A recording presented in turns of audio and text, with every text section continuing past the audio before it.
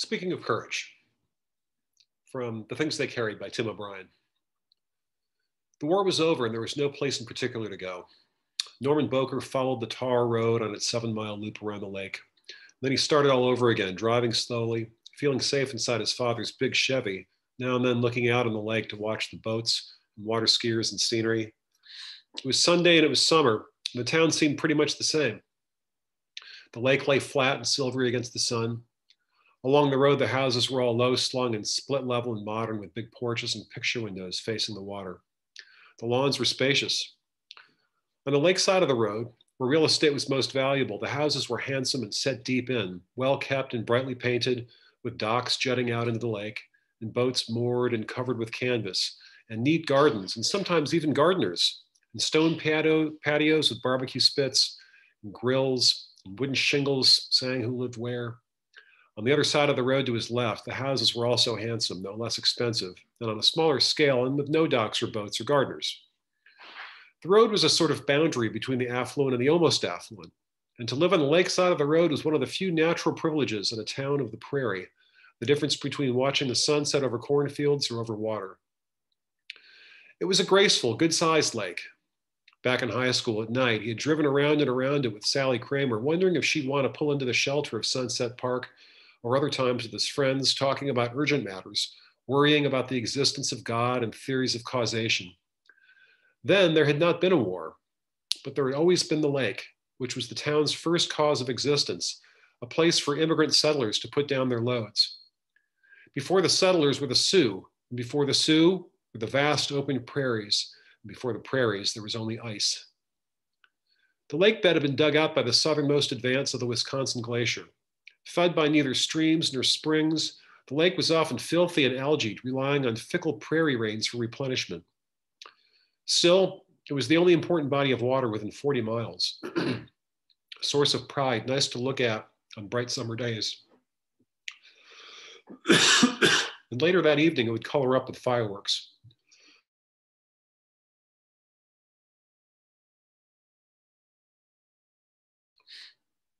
Now in the late afternoon, it lay calm and smooth, a good audience for the silence. A 7-mile circumference that could be traveled by a slow car in 25 minutes. It was not such a good lake for swimming. After high school, he caught an ear infection that had almost kept him out of the war. And the lake had drowned his friend Max Arnold, keeping him out of the war entirely. Max had been the one who liked to talk about the existence of God. No, I'm not saying that, he'd argue against the drone of the engine. I'm saying it's possible as an idea, even necessary as an idea, a final cause in the whole structure of causation. Now he knew, perhaps.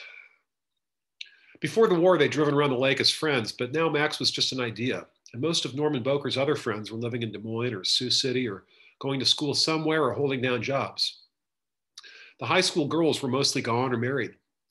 Sally Kramer, whose pictures he had once carried in his wallet, was the one who had married. Her name was now Sally Gustafson, and she lived in a pleasant blue house on the less expensive side of the lake road. On his third day home, he'd seen her out mowing the lawn, still pretty in a lace red blouse and white shorts. For a moment, he almost pulled over just to talk, but instead he pushed down hard on the gas pedal. She looked happy. She had her house and her new husband, and there was really nothing he could say to her. The town seemed remote somehow. Sally was remarried and Max was drowned and his father was at home watching baseball on national TV. Norman Boker shrugged. No problem, he murmured. Clockwise, as if in orbit, he took the Chevy on another 7-mile turn around the lake. Even in late afternoon, the day was hot. He turned on the air conditioning and the radio, and then he leaned back and let the cold air and music blow over him. Along the road, cooking stones in front of them, the two young boys were hiking with knapsacks and toy rifles and canteens. He honked going by, but neither boy looked up. Already he had passed them 6 times, 42 miles, nearly 3 hours without a stop. He watched the boys recede in his rearview mirror.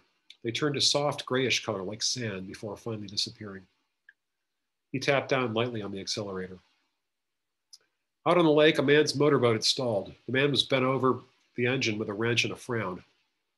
Beyond the stalled boat, there were other boats, and a few water skiers, in the smooth July waters, and an immense flatness everywhere.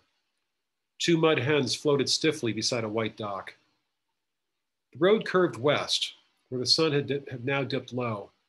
He figured it was close to 5 o'clock, 20 after he guessed.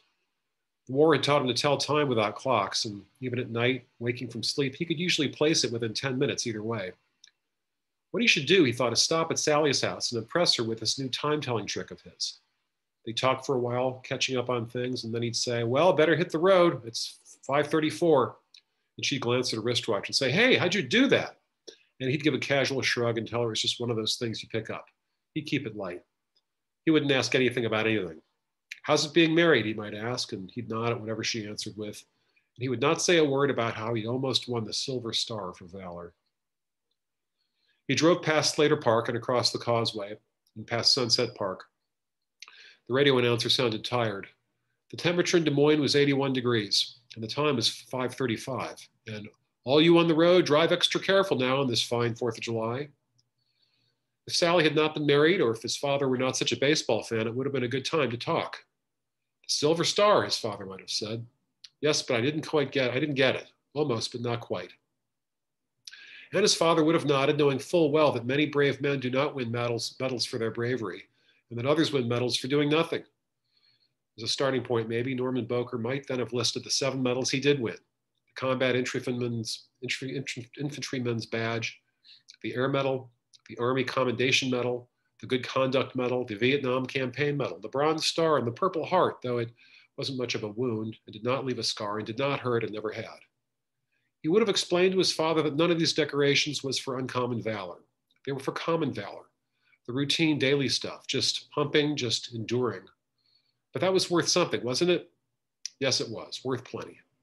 The ribbons looked good on the uniform in his closet, and if his father were to ask, he would have explained what each signified and how he was proud of all of them, especially the Combat Infantryman's Badge, because it meant he had been there as a real soldier and had done all the things soldiers do, and therefore it wasn't such a big deal that he could not bring himself to be uncommonly brave. And then he would have talked about the medal he did not win and why he did not win it. I almost won the Silver Star, he would have said. How's that? Just a story. So tell me, his father would have said. Slowly then circling the lake, Norman Boker would have started by describing the Song Trebong. A river, he would have said, this slow, flat, muddy river. He would have explained how during the dry season it was exactly like any other river, nothing special, but how in October the monsoons began and the whole situation changed. For a solid week, the rains never stopped, not once. And so after a few days, the Song Trebong overflowed its banks and the land turned into a deep, thick muck for a half mile on either side. Just muck, no other word for it. Like quicksand almost, except the stink was incredible. You couldn't even sleep, he'd tell his father. At night, you'd find a spot and you'd doze off, but then later you'd wake up because you'd be buried in all that slime. You'd just sink in. You'd feel it ooze up over your body and sort of suck you down. And the whole time there was that constant rain. I mean, it never stopped, not ever. Sounds pretty wet, his father would have said, pausing briefly. So what happened? You really want to hear this? Hey, I'm your father. Norman Boker smiled. He looked out across the lake and imagined the feel of his tongue against the truth. Well, this one night out by the river, I wasn't very brave. You have 7 medals. Sure. 7, count them. You weren't a coward either. Well, maybe not, but I had the chance and I blew it. The stink, that's what got to me. I couldn't take that goddamn awful smell. If you don't want to say any more, I do want to.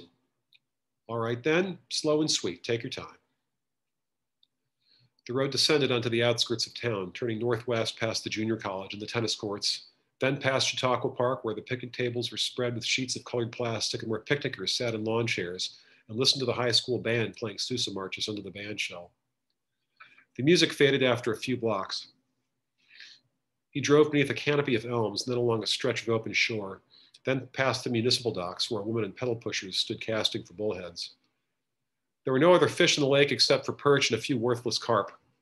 It was a bad lake for swimming and fishing both. He drove slowly, no hurry, nowhere to go. Inside the Chevy, the air was cool and oily smelling, and he took pleasure in the steady sounds of the engine and air conditioning. A tour bus feeling in a way, except the town he was touring seemed dead.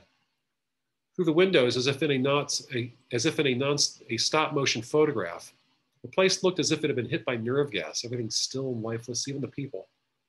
The town could not talk and would not listen. How'd you like to hear about the war, he might have asked, but the place could only blink and shrug. It had no memory, therefore no guilt. The taxes got paid and the votes got counted, and the agencies of government did their work briskly and politely. It was a brisk, polite town. It did not know shit about shit and did not care to know. Norman Boker leaned back and considered what he might have said on this subject. He knew shit. It was his specialty, the smell in particular, but also the numerous varieties of texture and taste. Someday he'd give a lecture on the topic, put on a suit and a tie and stand up in front of the Kiwanis Club and tell the fuckers all about the wonderful shit he knew. Pass out samples, maybe.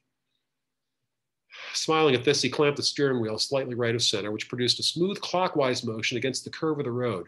The Chevy seemed to know its own way. The sun was lower now. 5:55, he decided, 6 o'clock tops.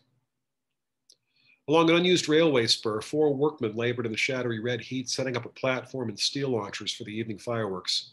They were dressed alike in khaki trousers, work shirts, visored caps, and brown boots. Their faces were dark and smudgy. Want to hear about the silver star I almost won? Norman Boker whispered, but none of the workmen looked up. Later, they would blow color into the sky. The lake would sparkle with reds and blues and greens like a mirror, and the picnickers would make low sounds of appreciation. Well, you see, it never stopped raining, he would have said. The muck was everywhere. You couldn't get away from it. He would have paused a second. Then he would have told about the night they bivouacked in a field along the Sangtrabong, a big swampy field beside the river. There was a ville nearby, 50 meters downstream, and right away a dozen old mamasans ran out and started yelling. Weird scene, he would have said. The mamasans just stood there in the rain, soaking wet, yapping away about how this field was bad news. Number 10, they say, evil ground, not a good spot for GIs. Finally, Lieutenant Jimmy Cross had to get out his pistol and fire a few rounds just to shoo him away. By then it was almost dark. So they set up a perimeter, ate chow, and then crawled into their ponchos and tried to settle in for the night. But the rain just kept getting worse. And by midnight, the field turned into soup. Just this deep, oozy soup, he would have said, like sewage or something, thick and mushy. You couldn't sleep. You couldn't even lie down, not for long, because you'd start to sink under the soup. Real clammy. You could feel the crud coming up inside your boots and pants. Here, Norman Boker would have squinted against the low sun. He would have kept his voice cool, no self-pity. But the worst part, he would have said quietly, was the smell. Partly it was the river, a dead fish smell, but it was something else too. Finally, someone figured it out. What this was, it was a shit field. The village toilet. No indoor plumbing, right? So they used the field. I mean, we were camping in a goddamn shit field. He imagined Sally Kramer closing her eyes. If she were here with him in the car, she would have said, stop it, I don't like that word. That's what it was. All right, but you don't have to use that word. Fine, what should we call it? She would have glared at him. I don't know, just stop it. Clearly, he thought this was not a story for Sally Kramer. She was Sally Gustafson now. No doubt Max would have liked it, the irony in particular, but Max had become a pure idea, which was its own irony. It was just too bad. If his father were here riding shotgun around the lake, the old man might have glanced over for a second, understanding perfectly well that it was not a question of offensive language, but a fact. His father would have sighed and folded his arms and waited. A shit field, Norman Boker would have said. And later that night, I could have won the Silver Star for valor. Right, his father would have murmured. I hear you. The Chevy rolled smoothly across a viaduct and up the narrow tar road.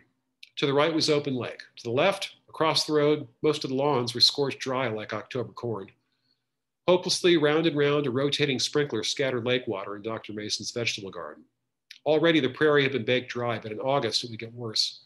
The lake would turn green with algae, and the golf course would burn up, and the dragonflies would crack open for want of good water. The big Chevy curved past Centennial Beach and the A&W root beer stand. It was his 8th revolution around the lake. He followed the road past the handsome houses with their docks and wooden shingles, back to Slater Park across the causeway around to Sunset Park as though riding on tracks. The 2 little boys were still trudging along on their 7-mile hike. Out on the lake, the man in the stalled motorboat still fiddled with his engine. A pair of mud hens floated like wooden decoys, and the water skiers looked tanned and athletic, and the high school band was packing up its instruments, and the woman in pedal pushers patiently rebaited her hook for one last try. Quaint, he thought. A hot summer day, and it was all very quaint and remote. The 4 workmen had nearly completed their preparations for the evening fireworks. Facing the sun again, Norman Boker decided it was nearly 7 o'clock. Not much later, the tired radio announcer confirmed it. his voice rocking itself into a deep Sunday snooze. If Max Arnold were here, he would say something about the announcer's fatigue and relate it to the bright pink sky, the bright pink in the sky, and the war and courage. A pity that Max was gone, and a pity about his father, who had his own war and who now preferred silence. Still, there was so much to say. How the rain never stopped, how the cold worked into your bones. Sometimes the bravest thing on earth was to sit through the night and feel the cold in your bones. Courage was not always a matter of yes or no. Sometimes it came in degrees, like the cold. Sometimes you were very brave up to a point, and then beyond that point, you were not so brave. In certain situations, you could do incredible things. You could advance toward enemy fire, but in other situations, which were not nearly so bad, you had trouble keeping your eyes open. Sometimes, like that night in the shit field, the difference between courage and cowardice was something small and stupid. The way the earth bubbled and the smell. In a soft voice without flourishes, he would have told the exact truth. Late in the night, he would have said, "We took some mortar fire." He would have explained how it was still raining and how the clouds were pasted to the field and how the mortar rounds seemed to come right out of the clouds. Everything was black and wet. The field just exploded, rain and slop and shrapnel, nowhere to run. And all they could do was warm down into the slime and cover up and wait. He would have described the crazy things he saw, weird things, like how at one point he noticed a guy lying next to him in the sludge, completely buried except for his face, and how after a moment the guy rolled his eyes and winked at him. The noise was fierce. Heavy thunder and mortar rounds and people yelling. Some of the men began shooting up flares, red and green and silver flares, all colors, and the rain came down in technicolor. The field was boiling. The shells made deep slushy craters opening up all those years of waste, centuries worth, and the smell came bubbling out of the earth. 2 rounds hit close by, and then a third even closer, and immediately off to his left, he heard somebody screaming. It was Kiowa. He knew that. The sound was ragged and clotting up, but even so, he knew the voice. Strange gargling noise. Rolling sideways, he crawled toward the screaming in the dark. The rain was hard and steady. Along the perimeter, there were quick bursts of gunfire. Another round hit nearby, spraying up shit and water, and for a few moments he ducked down beneath the mud. He heard the valves in his heart. He heard the quick feathering action of the hinges. Extraordinary, he thought. As he came up, a pair of red flares puffed open, a soft, fuzzy glow, and in the glow he saw Kiowa's wide open eyes settling down into the scum. Briefly, all he could do was watch. He heard himself moan. Then he moved again, crabbing forward, but when he got there, Kiowa was almost completely under.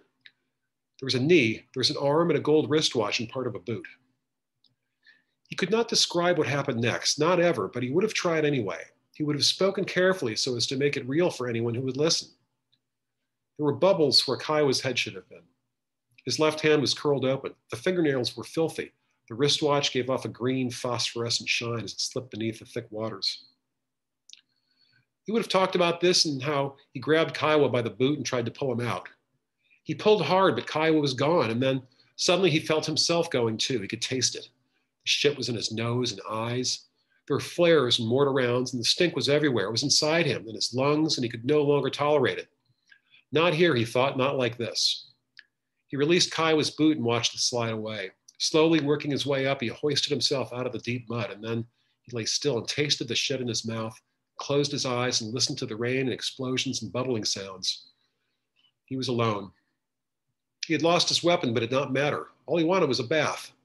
Nothing else, a hot, soapy bath.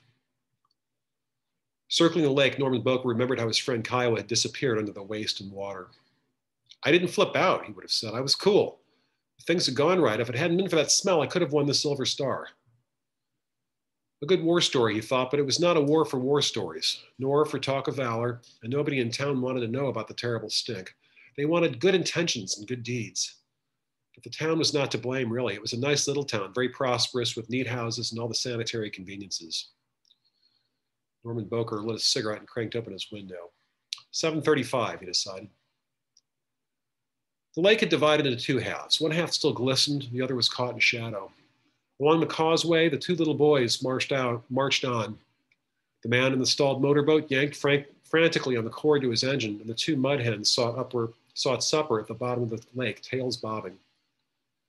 He passed Sunset Park once again, and more houses and the junior college and the tennis courts and the picnickers who now sat waiting for the evening fireworks.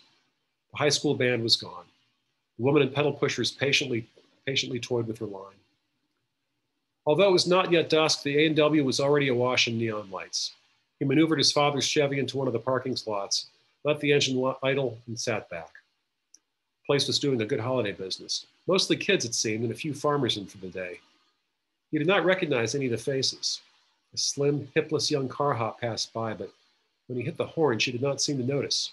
Her eyes slid sideways. She hooked a tray to the window of a Firebird, laughing lightly, leaning forward to chat with the three boys inside. He felt invisible in the soft twilight. Straight ahead over the takeout counter, swarms of mosquitoes electrocuted themselves against an aluminum pest rid machine. It was a calm, quiet summer evening.